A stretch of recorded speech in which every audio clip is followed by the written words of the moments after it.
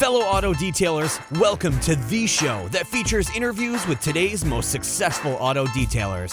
This is the Auto Detailing Podcast. Here's your host, Jimbo Balaam.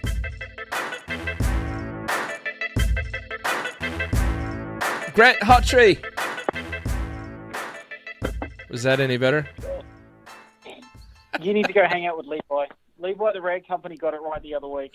He just nailed it first time. Oh, go hang out with Levi. I'll have to go check. Well, I'm going to SEMA, and you should be on a flight too. But everyone else, welcome to this episode of the Auto Detailing Podcast. And Grant, can you tell everyone why you are not on an airplane coming to SEMA? Because I live probably about 10,000 miles away. That's it, huh? That's pretty much it. And the cost for me is just, I can't afford it. I've got a child that came along. Say no more. So, yeah. You have a child. Say no more. Anyway, Well, just giving you a hard time. And a 6-month-old. Say it again? A teenager and a 6-month-old. Oh, man. That's brutal. Actually, I'll give you the exact number. Teenager's going to be 18 in May next year, and the other one is 6 months old. Oh, my gosh. Are you getting any sleep? The air mattress in the lounge works wonders. Oh, man. I remember that I got a 3-year-old, a 5-year-old, and a 7-year-old. And when I tell people that, they go, "Oh, so you're getting sleep now?" I'm like, well, better sleep, but still not much. maybe when we're dead. Oh, gosh. Right. Anyway, other than the lack of sleep, maybe, how have you been? It's been a while. Yeah, it truly has. Like, the last year for me has been very interesting. We've had a whole bunch of changes through sort of the company, and there's a lot more franchises now, sort of globally and sort of across the ditch in Australia. So we've had a few changes. Almost died back in August, which was interesting. Almost having a brain aneurysm is not fun at the age of 36. Oh my gosh! Wow. Yeah. So the last year has been very, very challenging. I was just talking to a buddy the other day at a sort of a mental health awareness charity organisation fun run thing we did on a weekend. And I just said how dark and how sort of I was getting ready to pretty much just pack it in come Christmas just gone. So things have changed. I'm sort of looking a little bit on the brighter side now after sort of going through what I went through August, which is still a complete blur. So when that happened, do you want to talk about it, or are you not comfortable talking about it? No, I'm completely comfortable talking about it. How do you find out about that, or do you have like a seizure, or what happens? Believe it or not, I actually had an abscessed wisdom tooth removed, which led to a large dental infection, which spread it over about a 2-week period, and then it just got really nasty, and then I ended up having surgery and getting cut open in the neck and in the mouth and stitches and teeth removed and all that kind of carry on, and I didn't realise until the actual dental surgeon doctor that sort of medically cleared me turned around and said, "Hey, look, things got pretty serious. I don't know if you're aware." And I'm like, "No." And then he explained it, and I was just like, "Oh wow, that's interesting." Great weight loss program, I'll say that though. Wow. I bet you wouldn't trade it though for weight loss. Oh, I don't know. Since you didn't die, it's worth it, is what you're trying to say. Yeah, definitely. Got it. Absolutely. Got it. Yep. So I didn't die, and I got to lose a bunch of weight. You're right. Not a bad plan. I'm with you. On the verge of death. Yeah, it's the only way that I would lose weight is the same, like coma, or I would have to be in the hospital knocked out. Oh, if I could go on a coma and wake up in about a month and just be like 25 kilos lighter, that would be amazing. That would be amazing. I'm with you.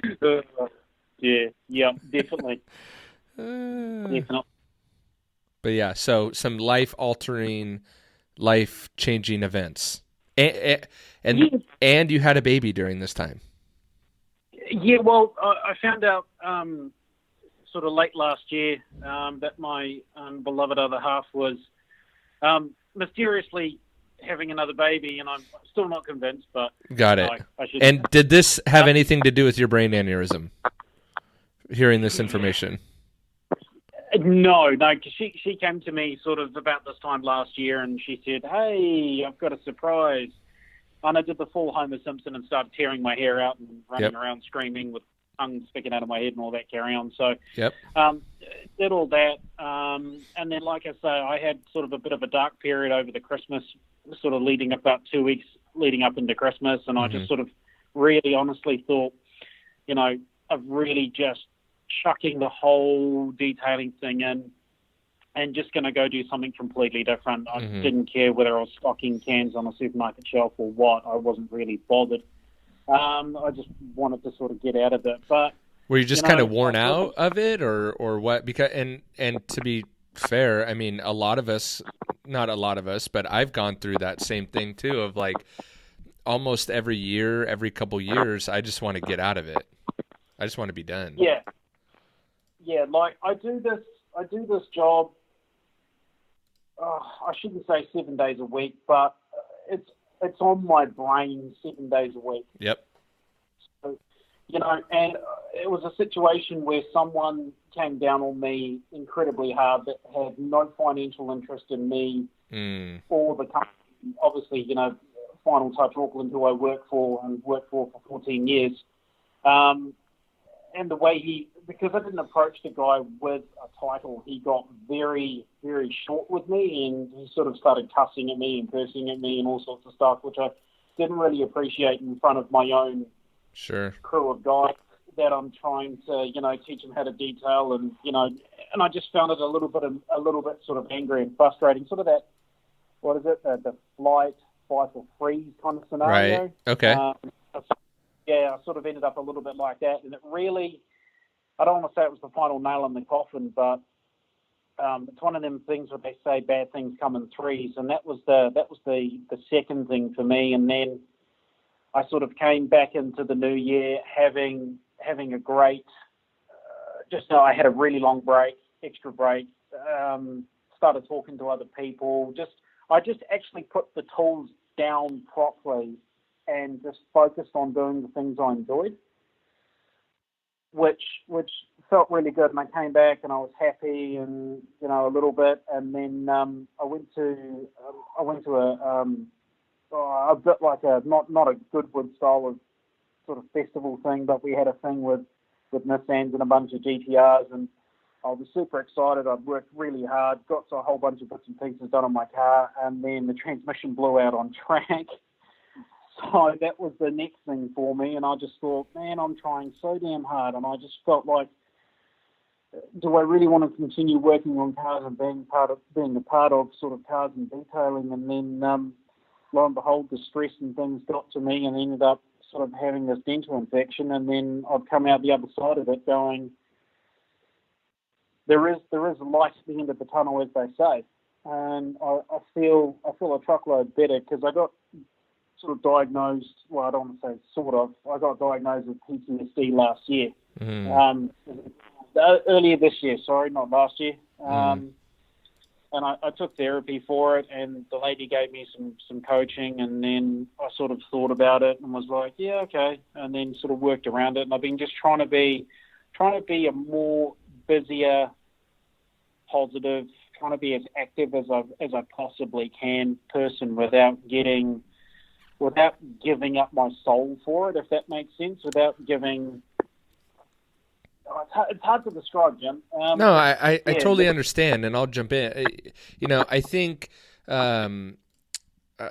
it's so interesting, because I think a lot of us, in just mental illness in general, I deal with it in my family, and have actually in the past year dealt with it a little bit myself as well. But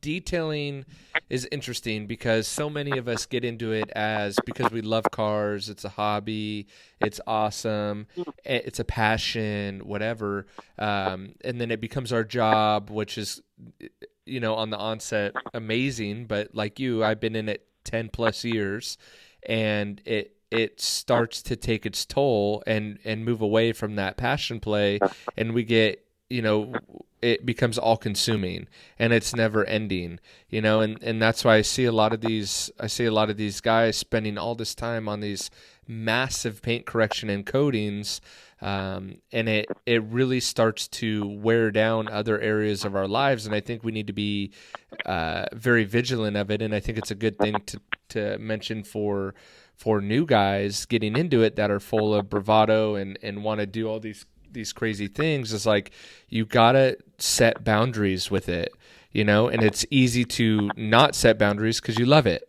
and you like it and you want to be around cars and you want to go to car shows and you want to be this master detailer and all this crap. And it's like, yeah, but at what cost does that come? And maybe you don't understand the cost initially, and maybe it takes 10 years or 14 years or 25 years or 30 years or whatever it is.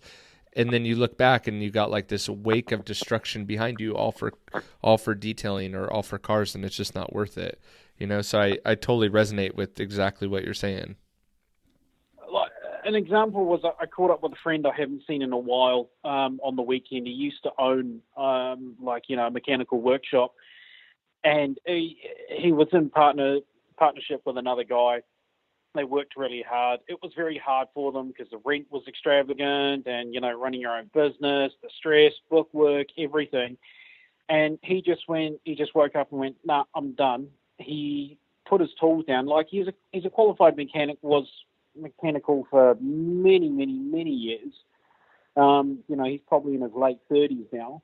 And I sort of caught up with him, and the best thing he ever did was he dropped the mechanical tools and he did flooring for 4 years. So, wood floors and all that kind of stuff and big projects. And then I found out that he was working at the local sort of AA, which is a bit like a Jiffy Lube now. And the guy that he was working in partnership with is now the manager of the place. And he's just like, you know what? He said, Grant, it was the best thing I ever did, was just I went away and did something different for 4 years, and I've come back and I'm on the tools, but I'm not having to stress about bookwork, paperwork. And he's just like, and that's the kind of thing I've done, was I've dialed back giving that, not that 110% feeling, but going the extra mile and then getting slapped in the face afterwards. I've stopped doing that.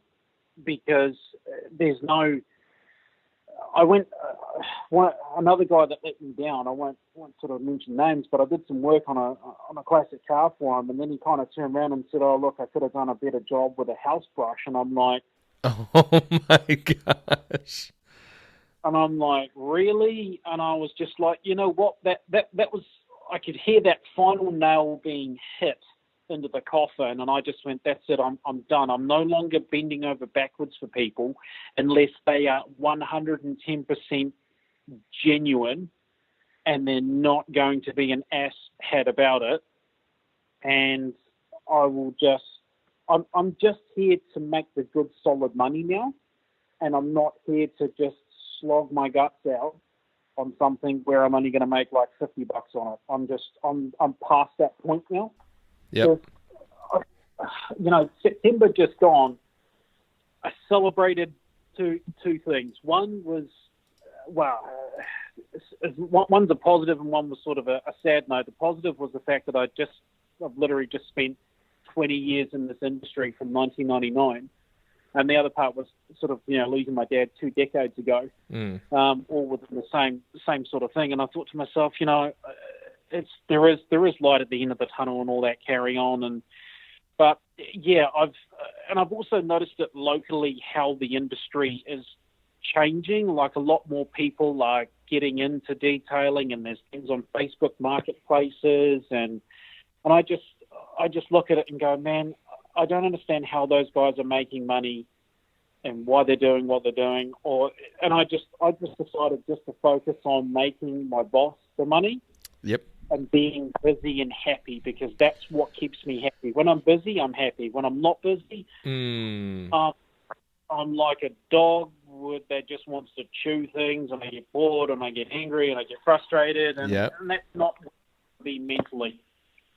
You know what's crazy is, so I do a lot of work with another local detailer, and mainly for me, I have a shop now, and so I'm kind of transitioning out of mobile detailing to just doing work at the shop, and then even kind of my media company beyond that, all around cars and detailing and stuff. And mainly it's because that when I'm not busy, I get frustrated and angry and then mean, and then it's not good when I don't have a lot of time on my hands. I call that ADD most of the time. But however,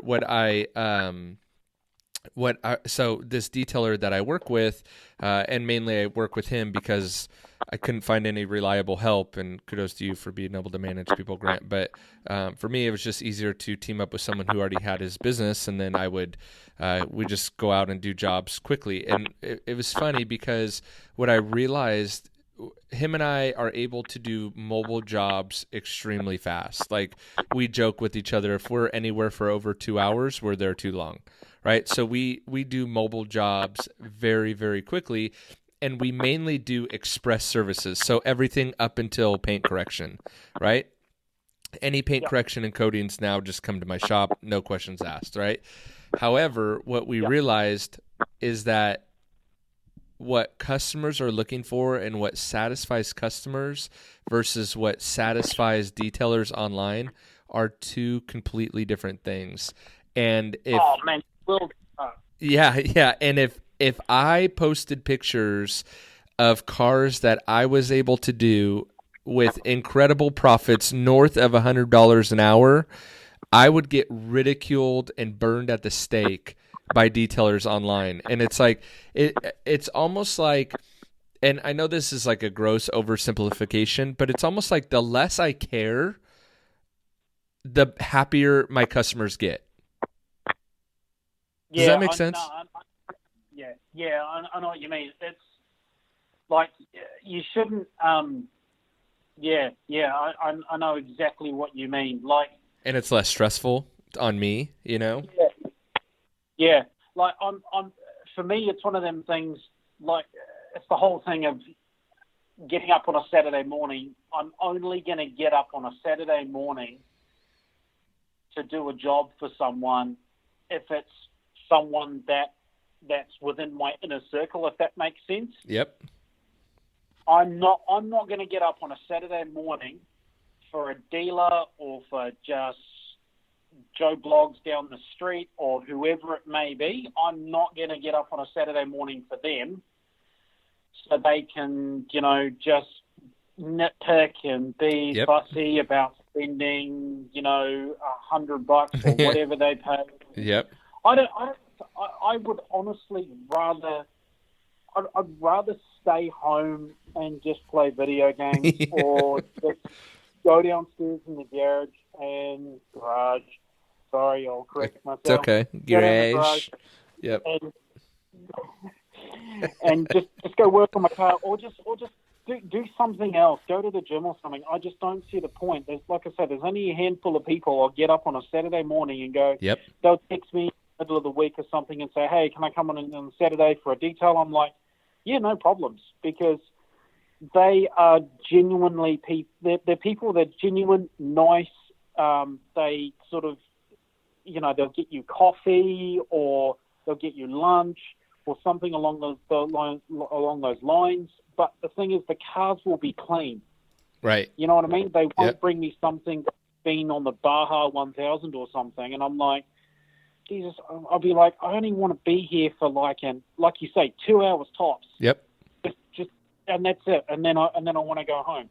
Otherwise, I'm at the shop from 8 till 5 days a week, doing 75% corrections for 250 to 300 cars a month for dealers and all that kind of stuff. So, yeah, and I will touch on another subject. The other thing I have found along with this whole mental illness thing and, mental health being very important these days. Mm-hmm. I've seen a massive change in our industry. It only happened a couple of weeks ago that there was a Euro Car Club event that a friend of mine went to, and one of my guys ended up detailing up her M3, and she, took best choice or people's choice or whatever. But beside that point, one of the guys that was in charge of the event was going around, and they own a detail shop across town.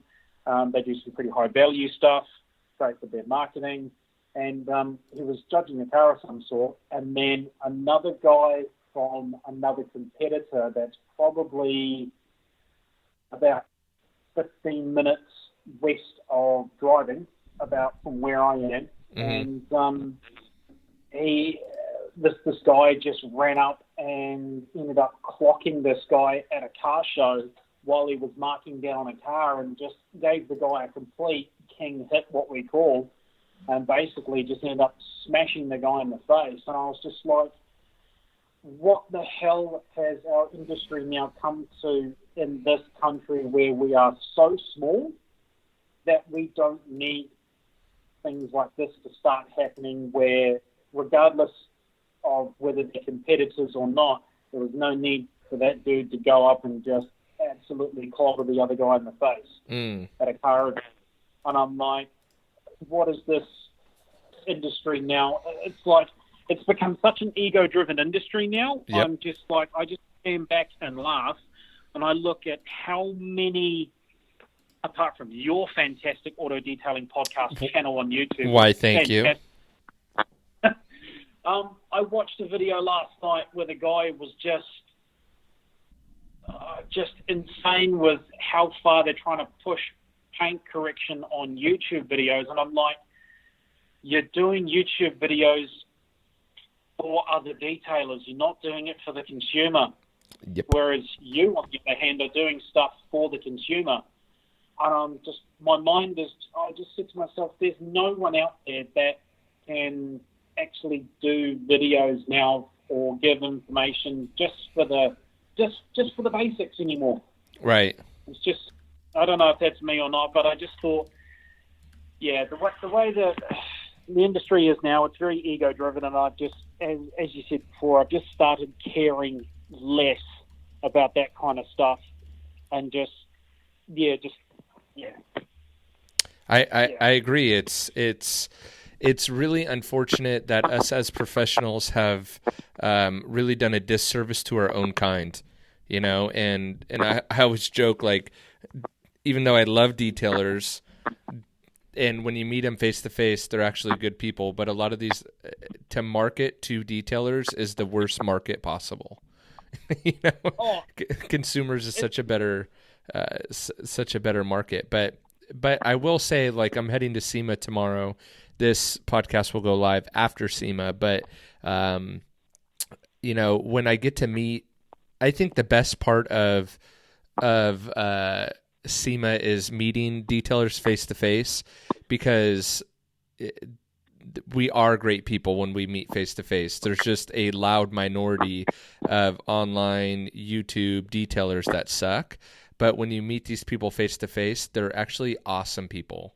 It's just these loud minority that ruin it for the majority of us, But that's why I think it's important for detailers to stay true to who they are, and that's one thing that I really try to convey on this podcast, and one reason why I enjoy whenever Grant, you and I get to do a podcast, is that I feel like it's just two real dudes just being transparent and real with each other, and then trying to deliver that information to other detailers. Not saying, you're not here saying, well, I only do 30-hour corrections and codings. It's like, no, I've had some struggles over the past year, and like, this is how I'm getting through it. And I think that's what we need more of in this industry too, Yeah, definitely. No, we recently had Jason Rose come out, and yes, the rumors are true. He does wear Rupert's underwear. You can ask him that. I'll see him. I'll see him tomorrow. Yep. Just say, hey, Grant said the rumor is that you wear like Rupert's underwear. Is that true? He recently came down, and it was great. Good catching up with Jason. He actually was genuinely enough. He stopped in at the shop, said g'day, because some guys were putting on an event, a bit like a Matt Mormon style event, and they were charging $40 for it, which I know it's only $40, but it was at one of my competitors' places, which I'm like, I don't really want to spend $40 to have something that's actually free. Right. Plus I didn't have time, and with a 6-month-old during the evenings and other things going on, I was just way too busy. But Jason was kind enough to stop through, and he went through a whole bunch of training and bits and pieces with us and some other people and some clinics and so forth. And he went down to we actually had a bit like a detailers conference. It's the second one we've ever had. I didn't go to it this year because it was all the way down in Christchurch, which is the South Island of the country. So it's a 2-hour plane trip or an hour and a half plane trip, but it started on a Friday and finished on a Monday, and I'm like, I've got a workshop to run. So, but one of the guys, Jason talked about doing like a 5,000 grit sand and a polish, well, essentially a light, a correction, and getting it done in 5. Only one guy stood up and went, that his mind was blown because apparently they were spending 2 days correcting cars, and I'm like, gosh. Yeah, just instant brain tumor, just right. Instant. And I was just like, you got to be.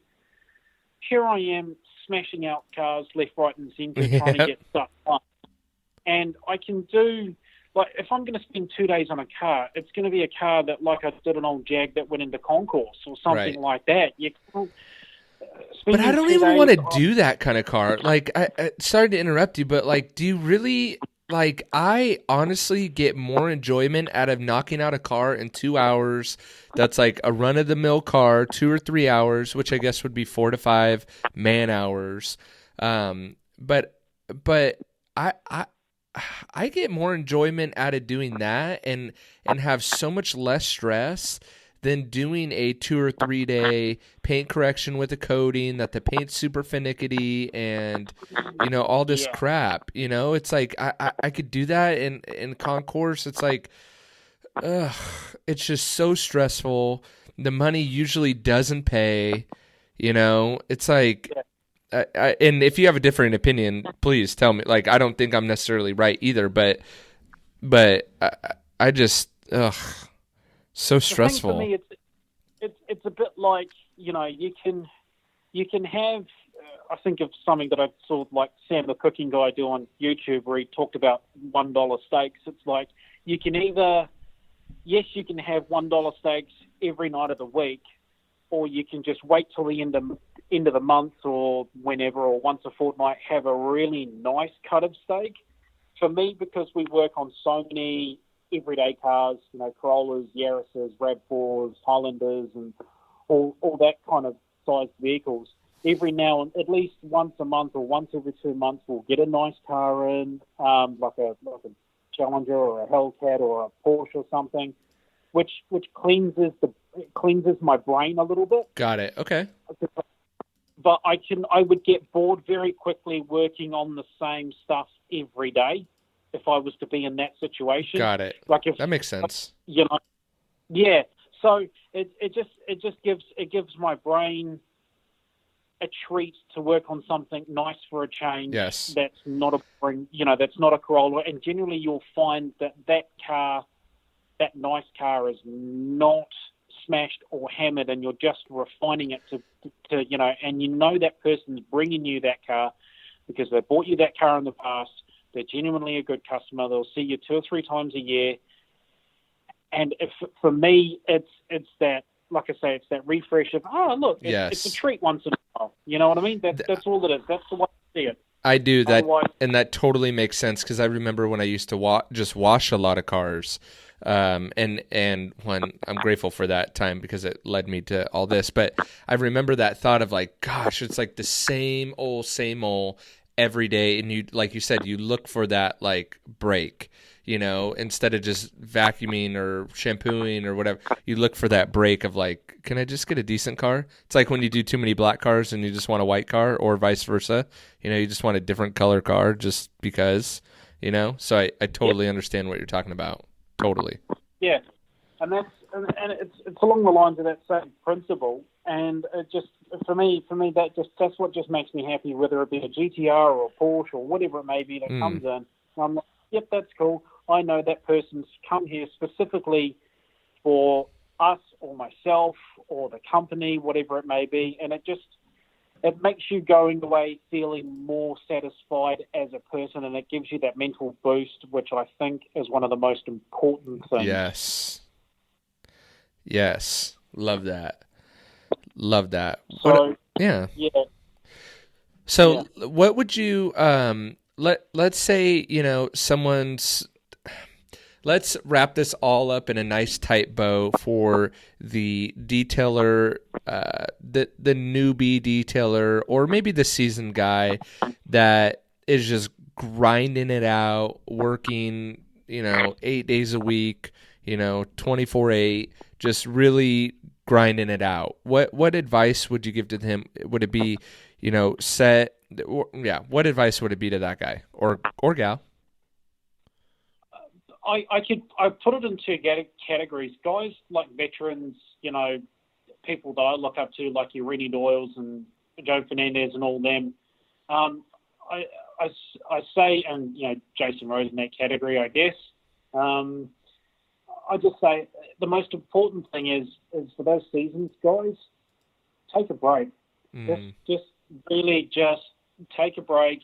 Go away for a couple of weeks or whatever it may be. Just, go camping or something. Like I think of what Rennie does. He'll just go up to he'll go out on a hike or something like that, or they'll go bush or country for a couple of weeks. I think Jason was talking about going jeeping after SEMA, which you're doing something. You're not on the tools, and you're out of mind. You're out of the state. You've got a chance to sort of hit the refresh button. For young guys getting into it, look, don't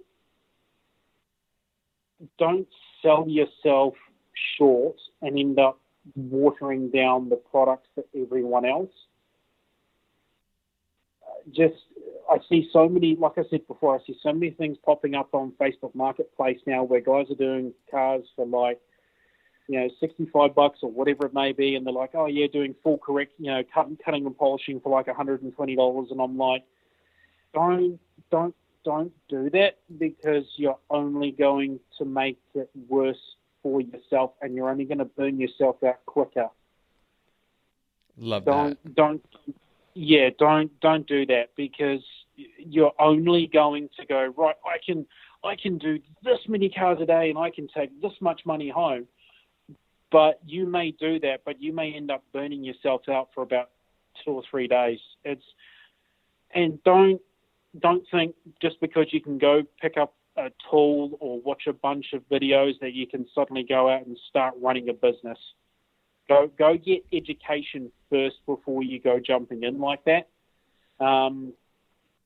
Whether it's someone's offering a detail course or a seminar, just spend the money on your brain first before you go buying tools and going, hell yeah, this is easy. I can do this for a living, because with 20 plus years of doing this, I can safely tell you that there are times I've just wanted to just pack it in and go, no, I'm not interested in this anymore, or I'll just go do it as a hobby and just do stuff don't sacrifice yourself. Just don't. Be professional about it without feeling,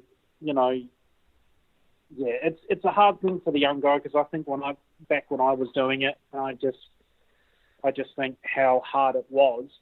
And if I could go back and teach myself again today, I would say, hey, slow down, take your time, maybe get a little bit more education, and ask a lot more questions. Love it. Love it. And Grant, how can people get a hold of you? How can they find you? How can they reach out to you, chit chat with you, take up more of your time? You could look me up in the yellow pages. No, only joking. Those things don't exist anymore. Hey, give us a look up on Final Touch Auckland on Facebook. People can reach me on Facebook or Instagram, Grant Hawtree. That's Hawtree, and one day you will get it. And hopefully all things go really, really well for SEMA. Be nice to see what's going to be interesting and what comes out of it. And like I say, Jason Rose does wear red underwear with Rupe's written on it. So I've been told. That's pretty much it. So have fun at SEMA, Jim, and hopefully there's some cool stuff, and it's not all about who's got the latest coating or who can offer Totally. A force field off the USS Enterprise. Graphene's coming, Grant. Graphene's coming. Oh God!